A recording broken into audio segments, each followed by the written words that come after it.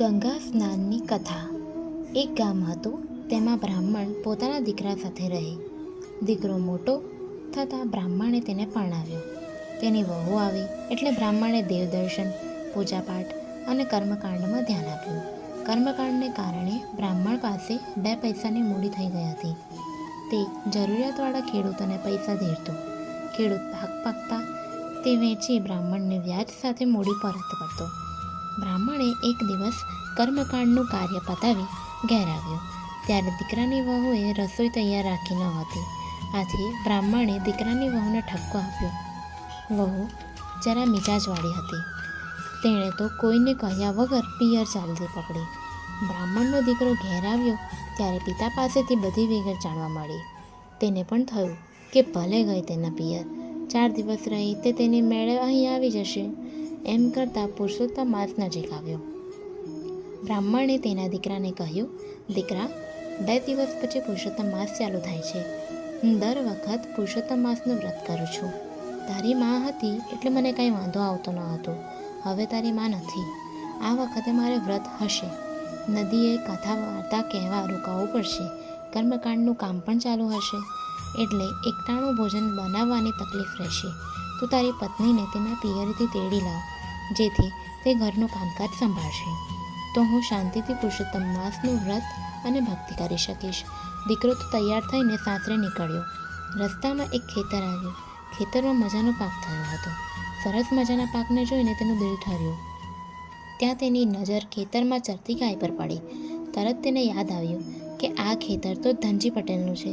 ધનજી પટેલને પોતાના પિતાએ પૈસા ધીર્યા હતા. આ વાતની તેને ખબર હતી. ગાયને ચરતી જોઈને તે વિચાર કરવા લાગ્યો કે આ કોઈ ભટકેલ ગાય પેસી ગઈ હશે. રોજ આવીને આ મહામૂલો પાક ચરી જતી હશે. જો આ રીતે આવા હરાયા ઢોર ઊભો પાક ચરી જાય પછી ખેડૂત ખાય શું અને પૈસા ક્યાંથી ભરે? પોતાના પિતાના પૈસા વસૂલ કરવા માટે પણ ગાયને મારીને હાંકી કાઢવી જોઈએ. બ્રાહ્મણનો દીકરો હજુ આવો વિચાર કરે છે ત્યાં તો ધનજી પટેલ આવી પહોંચ્યા. તેણે તરત ચાડી ખાધી. પટેલ, આ ગાય રોજ આવીને ચરી જતી હશે. આજ તો મારીને ખૂબ ભૂલાવી દો. પાક તૈયાર થાય ત્યારે આવા હરાયા ઢોરનું ખાસ ધ્યાન રાખવું જોઈએ. પાક વેડફાઈ જશે તો પૈસા કેવી રીતે બચશે? ધનજી પટેલના હાથમાં લાકડી હતી એટલે એમણે તો ચરતી ગાયને ધબોધબ ધીબવા માંડી. ગાય મારને કારણે મરણતોલ દશામાં બેસી પડી. તે હવે ઘડી બે ઘડીની મહેમાન હતી. મરતા પહેલાં ગાયને વાચા આવી. તેણે બ્રાહ્મણના દીકરાને શાપ આપ્યો, બ્રાહ્મણ પુત્ર, તે મારી વિરુદ્ધ ખોટી ભંભેરણી કરીને મને ખેડૂત પાસે ઘણો માર ખવડાવ્યો અને તેના પરિણામે હું થોડી વારમાં મરી જવાની છું. હવે તારા કર્મના ફળરૂપે તું ગધેડાનો અવતાર ભોગવીશ. આ શાપ સાંભળીને બ્રાહ્મણના દીકરાને પરસેવો વળી ગયો. તે ગભરાયો. આ તો ગાય માતાનો શાપ, કોઈ કાળે મિથ્યા ન થાય. તે તો ગાયના ચરણોમાં ઢળી પડ્યો ને કરગરવા લાગ્યો, હે ગાય માતા, મારાથી અક્ષમ્ય અપરાધ થયો છે. મને ક્ષમા છો. મારા પાપની સજા ભોગવવા હું તૈયાર છું. પણ આ શાપમાંથી હું ક્યારે અને કઈ રીતે મુક્ત થઈશ એટલું તો કહેતા જાઓ. ગાય બોલી, તું તારે સાસરે જઈશ ત્યાં તું ગધેડો બની જઈશ. હવે તારી વહુ તને ગધેડાના સ્વરૂપમાં અહીં લાવીને પુરુષોત્તમ માસની શરૂઆતથી માંડી છેલ્લા દિવસ સુધી રોજ સવારના ગંગા નદીના સ્નાન કરાવે.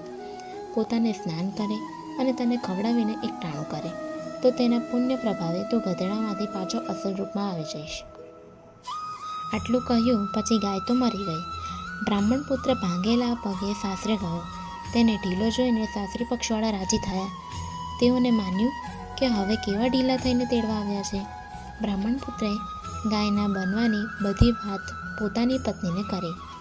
તેનો શાપ અને તે શાપમાંથી મુક્ત કેમ થવાય તેનો ઉકેલ બધું જણાવ્યા પછી તે તરત ગધેડો થઈ ગયો. વહુ ધર્મનિષ્ઠ હતી. એ ગધેડાને લઈને સાસરે આવી. પુરુષોત્તમ માસ શરૂ થયા. તે રોજ સવારે ગધેડાને લઈને ગંગા નદીમાં સ્નાન કરાવે, પછી પોતે સ્નાન કરી વાર્તા સાંભળશે. ગધેડાને ખવડાવીને ખાય. લોકો આ બધું જોઈને ઠઠ્ઠા મસ્કરી કરે, પણ વહુ તો એ ભલી અને એનું વ્રત ભલું. આવી રીતે રોજ વહુ ગધેડાને લઈ નદીએ જાય, તેને નવડાવે, પોતે નાહી લે. આ વાત ત્યાંના રાજાને કાને ગઈ. રાજાએ સિપાહીઓ મારફતે ગધેડાને પકડી મંગાવ્યો. વહુ તો રડતી રડતી રાજા પાસે તેમના મહેલે ગઈ. રાજા ઝરૂખામાં ઊભા હતા. બહાર ગધેડા બાંધેલ હતો. વહુ તો ગધેડા પાસે ગઈ અને તેના શરીર ઉપર હાથ ફેરવવા લાગી. પછી રાજા ઉદ્દેશીને કહ્યું, મહારાજ, મારો ગધેડો મને પાછો આપો. તેને નવરાવી તેમજ ખવડાવી પછી મારે જમવાનું નિયમ છે. રાજા કહે, તું નદીએ જઈ ગધેડાને નવડાવે તેથી ગંગા નદીનું પાણી ખરાબ થઈ જાય છે. ગંગા નદીમાં બધા જ લોકો નહાય છે. આ પુરુષોત્તમ માસ છે એટલે નાનારની સંખ્યા અધિક છે. તેમાં તું આ ગધેડાને નવરાવે તે યોગ્ય નથી. વહુ બોલી, હે મહારાજ, મારો આ ગધેડો સામાન્ય ગધેડો નથી પણ દેવતાય છે. એનું સાચું સ્વરૂપ જોવું હોય તો પુરુષોત્તમ માસ પૂરો થાય ત્યારે તમે મારે ઘેર આવજો. રાજાના દિલમાં દયા આવી. તેમણે ગધેડો વહુને સોંપી દીધો. નિત્ય નિયમ મુજબ વહુએ ગધેડાને નવડાવી ખવડાવીને પુરુષોત્તમ માસ પૂરો કર્યો. હવે તે ગાય માતાના શાપમાંથી મુક્ત થવાની તૈયારીમાં હતો.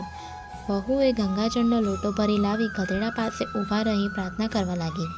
હે પુરુષોત્તમ ભગવાન, જો મેં આખો મહિનો પૂરેપૂરી શ્રદ્ધાથી તમારું વ્રત કર્યું હોય તો ગાય માતાના શાપમાંથી મારા પતિને મુક્ત કરી અસલ સ્વરૂપ પાછું આપો. આટલું કહી તેણે 3 વાર જળ તેના ઉપર છાંટ્યું, જેથી તેનો પતિ અસલ સ્વરૂપમાં આવી ગયો. બીજા દિવસે રાજા રાણી વહુને ઘેર આવ્યા. તેમણે આજુબાજુ નજર કરી તો વહુ કોઈ યુવાન સાથે વાતો કરી રહી હતી. તે જોયું. વહુની નજર રાજા રાણી ઉપર પડતા તે તરત ઊભી થઈ રાજા રાણી પાસે જઈ નમન કરવા લાગી. પછી પોતાના પતિને પણ રાજા રાણીને નમન કરવા કહ્યું. છેવટે વહુએ બધી વાત કરી. પુરુષોત્તમ માસના વ્રત સ્નાનનો આવો અલૌકિક મહિમા જાણી રાજા રાણીએ પણ આજીવન પુરુષોત્તમ વ્રત રાખવાનો સંકલ્પ કર્યો.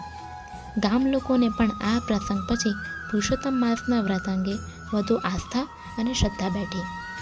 ગંગાજળ સમજળ નહીં, જે પાપ બધાના ધોય, પતિતને પાવન કરે જે સ્નાન કરતા હોય. બોલો પુરુષોત્તમ ભગવાનની જય.